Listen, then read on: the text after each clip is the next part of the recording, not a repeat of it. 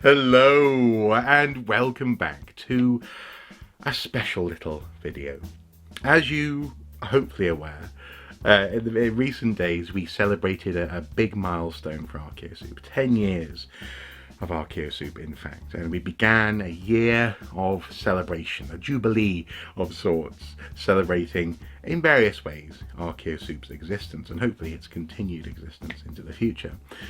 And with that in mind, in the build-up to that crucial date, I decided to do something I hadn't done in about 5 years, and that was rejig the set just behind me.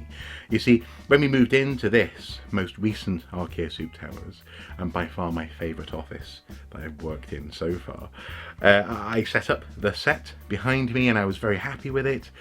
But 5 years later, it was looking a little bit tired. There were more things on it and I wanted to give all this stuff room to breathe, and so I popped out one morning, got the necessary shelves and things, and decided to start from scratch with this wall. And this is basically what the Archaeosoup set is. It's just a wall. My bookshelves are there and just behind me there, and this is a wall of my office. My computer's just there and other things are over here, although don't look too closely at that, it's a mess. So it is simultaneously a mundane thing for me. I pass it every day. It is just part of my office, but it's also very special to me because it reminds me of all the different connections I've made with people over the years. It is a point of curiosity for people who visit the house and the office. They always go, wow, and you know, it's always a conversation starter, I suppose I should say, and therefore it's very special to me, and I wanted to try and do something to improve it and to show off it at its best. So with no further ado, let's take a look. Let's have a little tour of the new Archaeosoup set.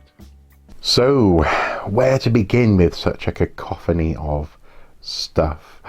I suppose it should be said that the foundation remains the same. The Billy bookcase here remains my main library storage, and it continues to be used. It sees frequent use. All these books are very near and dear to me, and this shelf, or these shelves here, are also largely the same. We've seen these in previous office tour videos, so nothing really massively new there, although I am increasingly having to put books in between the bookshelves. Which, you know, I suppose if there is such thing as too many books, this is evidence of too many books, but we're fine for now. And incidentally, my folio copy of Laxdale Saga, I found that in a local Oxfam a few months ago, and I love it. And the Treasures of Pork, well, Treasures of York, but obviously the Y is a bit excessive. That was actually a gift to me when I left the York Archaeological Trust. Anyway, the set itself is where all the changes have happened, and really from the bottom up, everything is different. Everything is moved. A lot of the stuff is the same. You'll probably recognise, for example, the idol from Raiders of the Lost Ark, the Holy Grail with a Minotaur in it for some reason, the Lego Minotaur. And also, of course, the Raiders of the Lost Ark set piece, the Well of Souls there in Lego. But I've tried to give it all space, room to breathe and room to grow a little, and also slightly thematicize it, but I'll come back to that in a moment. Starting at the bottom, we have a little flower that I was given by a local primary school a while ago now, and they painted it in the Archaeosoup colours, and it still just about works on a sunny day. It'll move when the sun hits the solar panel there. A collection of stones from my youth, a combination of things actually. Stones that I collected when I was a teenager, and a clay pipe that I was sent from Brazil. A very lovely Archaeosoupian in Brazil sent me that. And this plug, which I rescued from my home back in North Wales. I love it. There's this retro thing. It's just gorgeous. And also the socket. So this was actually plugged into a socket and the wire had been snapped off. It was behind a bookcase in the house and couldn't take the socket with me. So I took the plug. Some business cards in there. A stone that a friend gave me, a prehistorian, that he thought was likely, etched by someone about 12,000 years ago, but also wasn't particularly significant artwork, as it were. So he said I could just have it, because it had been handed to him by a member of the public, and he wasn't sure. The straight line here is very interesting, isn't it, in terms of stones. But anyway, Prestatyn, Offa Rex, a little leather replica, a little leather souvenir from the visitor centre at the end of Offa's Dyke. So Prestatyn in North Wales, obviously where I'm from, is at one end of the dyke built by King Offa to separate the Mercians from the Welsh, the Welcha. And this has always been here, but it's never been quite so obvious. So again, it's high time to make some changes. A burnt piece of wood I found on a walk on the beach recently. I thought it was very nice, little detail, so I've kept it. Evil eye, given to me by someone, I believe from Greece, but it keeps evil spirits away. A copy of the piece of fabric, the writing that Indy is given in Temple of Doom. Fortune and glory, kid. Fortune and glory. This was something that I bought because I love Indiana Jones, obviously. And now all I need is the cross. Is it Cross of Coronado to complete my Indy collection. But anyway, there. My trowel. This was featured in a previous video. It is as old as me. It was used on an excavation in 1984. It actually dug up the Roman bathhouse across the valley from where I live in Wales. And the archaeologists who did the dig let me have it. They thought it was fitting. So I do use this on excavations, but because it's also nostalgic for me and special to me, if something's a bit too hard or wearing on the blade a bit too much, I'll swap to an in-house blade wherever possible, or trowel. Lara. This was actually sent to me years ago, along with another Lara up here. And they've kind of swapped places. So this Lara from Tomb Raider 2, I think, used to be up here. This Lara, who's raiding Area 51, used to be down here. So they've sort of swapped in terms of height. Here we have the candle that was it Tote, the Nazi whose face melts in Raiders of the Lost Ark. We did a live stream of that candle, which, I suppose you can see the sped up version here. Consider supporting Archaeosoup on Patreon for as little as $1 per month. Link available in the video description. Thank you. And this is the candle that was left over. A happy Archaeosoup man. I kind of made that after my goddaughter gave me the happy man, and I wanted him to be involved, so I made this, put a little sticker on him, and a purple t-shirt. Here we have a wrestler, I believe. I'm not really big on my wrestling these days, anyway. It was definitely when I was a kid. But anyway, it's a Viking wrestler. Someone sent saying, "Was this what you looked like when you were working at Jorvik?" And actually, similarly, on this bookshelf, someone else did the same. Is this what you looked like when you worked at Jorvik? And the answer is not quite. I didn't look quite so horn on helmety. I know they said horny then. Horn on helmety, but they're very much lots of fun. I love his tongue and his glaring eyes there. A geode that was my dad's. He found it when he was a kid roaming the beach. A selection of coins, a little bit dusty because I've been drilling into the wall, which have a variety of interesting things on them. So a Battle of Britain 50p piece there. Forgive my dirty nail. Sorry about that. And also, let's see, there's a Peter Rabbit 50p piece in there. And I think there's something here to do with, that's it, the £2 coin is Charles Darwin, Human Evolution. So if I find an interesting topical history, anthropology, archaeology type coin, I put it there. A piece of pottery that I made out of air drying clay that's a prototype, possibly for the Etsy store, I don't know. But this is meant to be a tongue-in-cheek fragment of pot from the from the essentially a tribe of people who enjoy their drink a lot and go out every night. So you've got bottle cap edges on the top, ring poles and other marks made by bottle openers and things. So a bit of an experiment, a bit of fun, to boldly dig where no one has dug before. This is a bottle opener trowel reject, but something went wrong with it. But I decided to turn into an image that I thought about years ago, and made its way onto Zazzle and on t-shirts, etc. And that is a trowel as the USS Enterprise. And so there is physically manifest. Indy, love him. This was sent my way by a lovely person who was travelling back to their home in China, I think. And along with that also gave me the idol. This was years ago now, but I received a message to go to a Costa coffee shop in Newcastle, and these things were waiting for me. They were fantastic. Here's something else beautiful, again sent my way from Brazil as well, I believe that one was. 10 years candle. This was on the cake that we cut recently to celebrate 10 years of Archaeosoup, and I might just leave them there, you know, for a while at least. Anyway, 10. Indiana Jones potato head, and he still has his musical hat. I love it. On this shelf here, and incidentally the purple shelves are where they've always been, so I've just basically rehung them where they were, and the black frame shelves are new, so I installed these the other day. On this shelf we have King Tut, an obscure Batman baddie, but when I saw that I could combine my love of Batman and archaeology, I simply had to have him. A little brass plaque from Astley Park in Cheshire.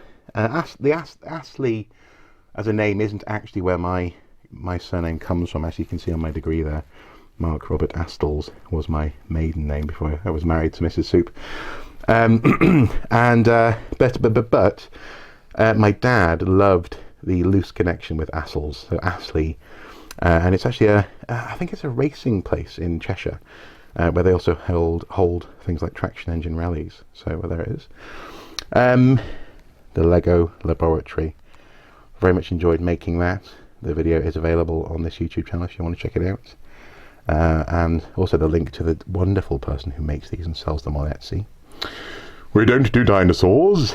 I think, now it has been a while, but I think someone sent me this. It's nail varnish on the dinosaur, and it's fantastic. Jack, as in A Nightmare Before Christmas, next to a gravestone. Quite fitting, I think. And on the background you'll notice reference there to the Morpeth Northumbrian Gathering, which has been cancelled this year because of the pandemic, but that's a place that we go to every year for well, we will hopefully be going to next year again, for public outreach and community education. And also there's a range of newspaper articles. There's a map of Viking York there on the wall, which I've been careful not to drill through or put holes in, and other things all over the place, which I'll come to stuff up there in a moment. Just down here, actually, forgot to mention the timer, the egg timer that I got for our festive videos, the roundup of the decade, a 5-minute timer, very handy and right up my alley in terms of aesthetic. Behind it, Public Arts of Archaeology Art, the Public Archaeology Arts of Engagement, a book that I'm in now, a collection of papers, one of which I wrote, and you can download it for free if you want to read it, so I'll put a link to that below. Here is a piece of art by a local artist, a Newcastle-based artist called Gina Francesca, I think, and I loved it. Mrs. Soup and I went to an arts fair, and I loved the slightly creepy kind of faceless figures that she's very well known for. This is like a sketch version of, but she does paintings for the most part, and I simply had to have this in the office. It came with the frame, and I adore it. And also down here we have some more. This is some more driftwood and a piece of clay that I made in high school. It's a test for glaze, but I like the feel of it.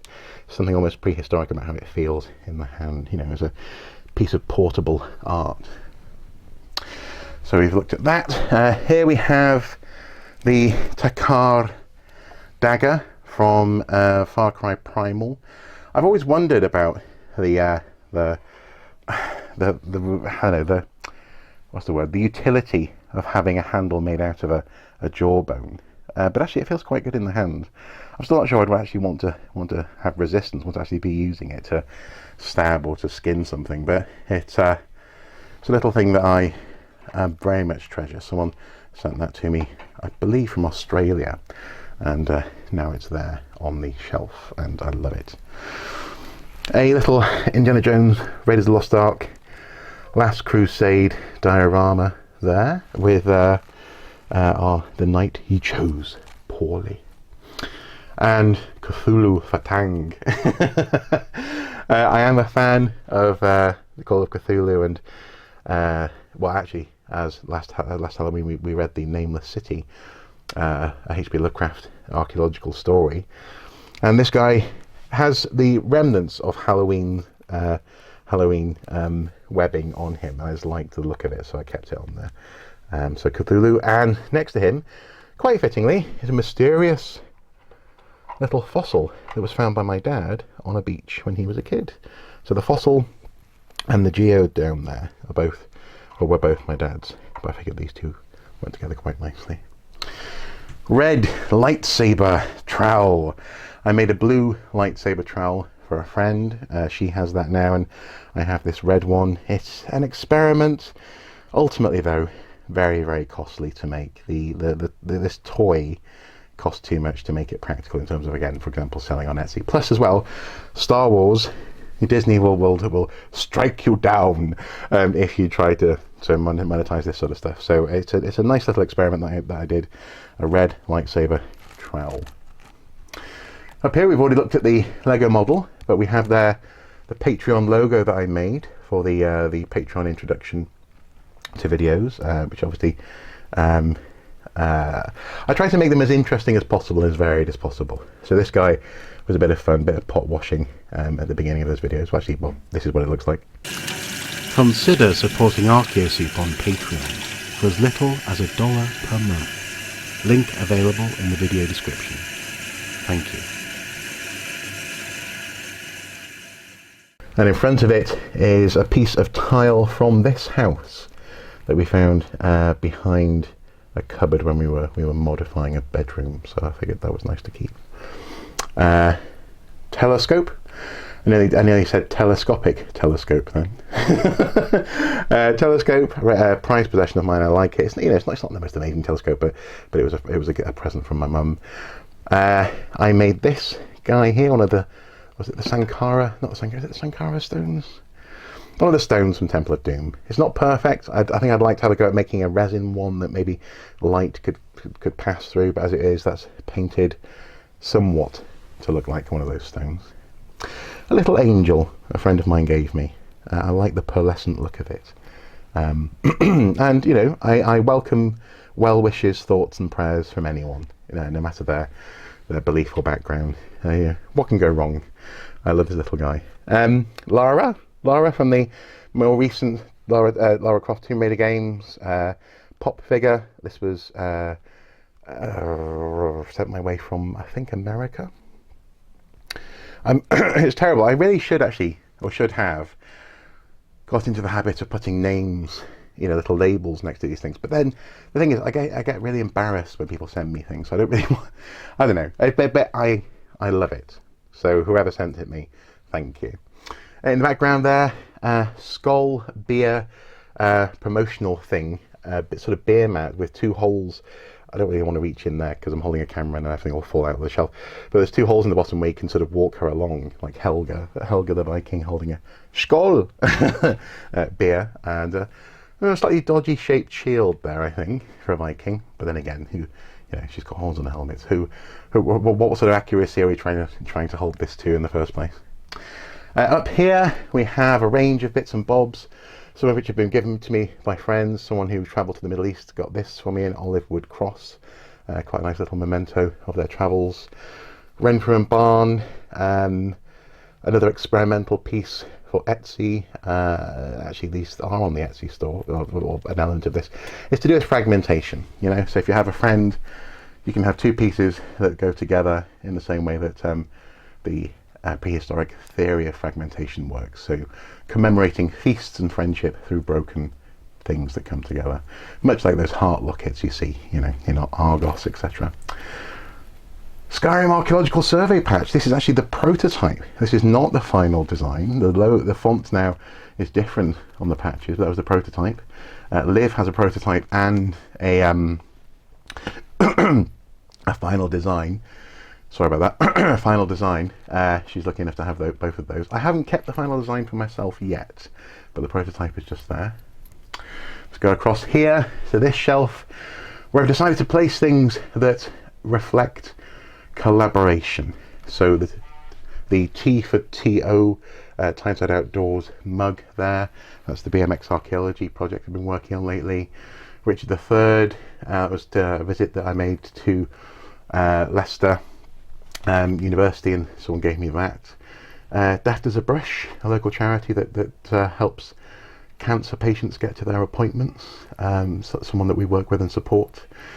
The soldier there and the two little buttons are mementos from a project in Sheffield, or on the edge of Sheffield, to do with the First World War, and I adore those. Little dog made for me by a friend at the Bamborough Research Project. Best director, Oscar. I actually have two of them, but I don't want to put two up. Made by the Young Archaeologists Club at Newcastle University for me. I love it. The entrance ticket to the Museum of Egyptology Museum in Munich. That was when I went to Munich and lectured for the art department there. That was wonderful experience. Entrance to SIFA, working with Inari Software on that summer. It was a lovely excuse to go to the SIFA conference, so I kept my lanyard. And this is where I'm going to put stuff from here on that reminds me of collaborative work with other people. Yeah, just a nice little thing, little memento shelf. Young Archaeologists Club postcard. This little fella here, wooden bendy play figure fighting a dinosaur. Obviously it's an in-joke, we don't do dinosaurs, but I love this dinosaur. He's just magnificent, and he's got a button on his back. I don't want to pull him down because he'll just crash everything, but button on his back where you push it and his mouth opens, it can make him talk. He's thinking, I will kill you, I will eat you, and then, no you won't, I will stab you. And obviously his friend over here.